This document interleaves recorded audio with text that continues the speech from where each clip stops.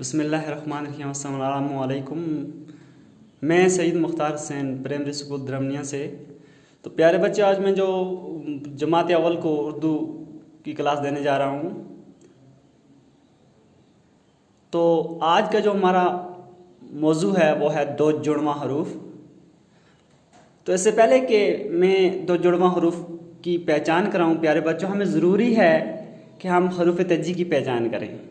جب تک ہم حروف تہجی کی پہچان نہ کر پائیں گے تب تک ہمیں دو جڑواں حروف بنانا یا سہ جڑواں حروف بنانا ہمارے لیے ناممکن ہوگا اور ہم کبھی بھی نہیں بنا سکیں گے۔ تو پیارے بچوں، سب سے پہلے جو ہمارے پاس کوئی حروف ایسے ہوتے ہیں جن پہ جو خالی ہوتے ہیں، اور کوئی ایسے حروف تہجی ہیں جن پہ ایک نقطہ ہوتا ہے، کچھ ایسے ہیں جن پر 3 ہیں اور کچھ ایسے ہیں جن پر 2 ہیں۔ تو ان حروف کی جب تک ہم پہچان نہ کر پائیں گے تب تک ہمیں دو جڑواں حروف تک پہنچنا ناممکن ہے۔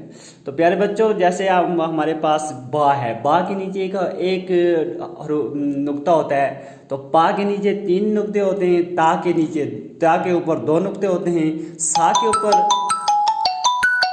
اوپر 3 نقطے ہوتے ہیں، اور اسی طریقے سے جیم کے اندر ایک نقطہ ہوتا ہے، چا کے بیچ میں 3 ہوتے ہیں، ہا کے اوپر ایک نقطہ ہوتا ہے، اور جیسے زال کے اوپر ایک ہے، زا کے اوپر ایک ہے، جا کے اوپر 3 ہیں، شین کے اوپر 3 ہیں، زاد کے اوپر ایک ہے، اور اسی طرح چلتے زوئے کے اوپر ایک ہے، فا کے اوپر ایک ہے، کاف کے اوپر 2 ہیں، نون کے اندر ایک ہوتا ہے۔ تو پیارے بچوں، ضروری ہے ہمیں ان نقطوں کی پہچان کرنا۔ تو جب ہم نقطوں کی پہچان کر لیں گے، حروف تہجی کی پہچان ہو جائے گی جب ہمیں، تو ہم دو جڑواں حروف آسانی کے ساتھ بنا سکتے ہیں۔ تو سب سے پہلے ہمارے پاس جو حروف ہے بچوں، وہ ہے الف جمع با۔ الف جمع با جب آپس میں ملتے ہیں تو اب بن جاتا ہے۔ تو اسی طرح الف جمع پا ہے، الف جمع پے جب آپس میں ملتے ہیں تو الف پہ اب بنتا ہے۔ اسی طرح الف جمع تے، الف جمع تے کو آپس میں ملاتے ہیں تو الف تے ات بنتا ہے، الف تے اٹ۔ اسی طرح سے چلتے چلتے الف سے اس، اور آگے الف جیم اج، الف چے اچ، الف ہے آہ، الف ہے اخ، الف دال اد، الف ڈال اڈ، الف زال از،